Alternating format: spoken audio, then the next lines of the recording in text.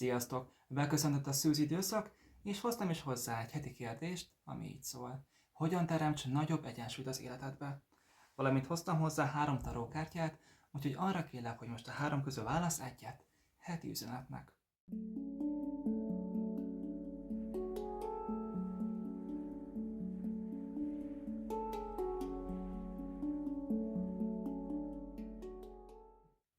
Ha az első lapot választottad, ami a kiegyenlítődés, akkor a kérdéssel nagyon is harmonizáló lapot választottál, ugyanis ez a lap az egyensúlyról szól. És ráadásul az érzelmi egyensúlyról, úgyhogy a szeretet segített téged abban, hogy egyensúlyba érezd magadat, szeretettel próbálj tekinteni a környezetedre, önmagadra, próbáld áramoltatni a szeretetet, és tényleg vedd észre az életnek a csodáit. Csodálkozz rá arra, hogy milyen szép, hogy felkel a nap, milyen szép az őszbe boruló természet. Lásd ezeket, kerülj ezekkel is harmóniába, egyensúlyba, és hidd el, ez hatással lesz az életed többi területére is. Hogyha a második lapot választottad, ami a kehek 8-as, akkor a kehek miatt szintén az érzelmekről van szó, ugyanis a kehekhez a vízelem társult, a vízelemhez pedig az érzelmeket kapcsoljuk.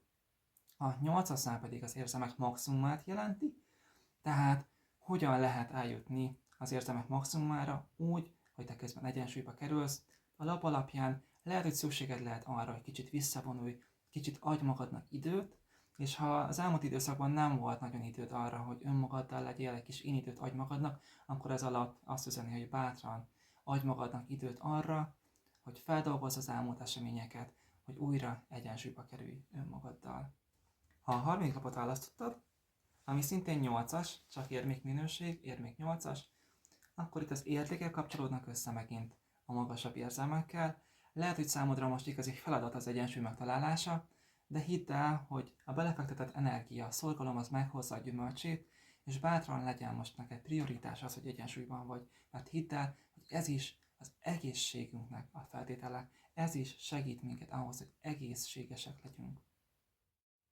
Kérlek, írd meg kommentben, hogy mennyire sikerült kapcsolódni a választott laphoz, annak üzenetéhez, mert nagyon kíváncsi vagyok rá, és ha szeretnél hozzám jönni személyre szabott kártyavetésre, akkor vedd fel a kapcsolatot velem privátban, vagy a jóvagyokmagam@gmail.com e-mail címem. Légy jó magadhoz!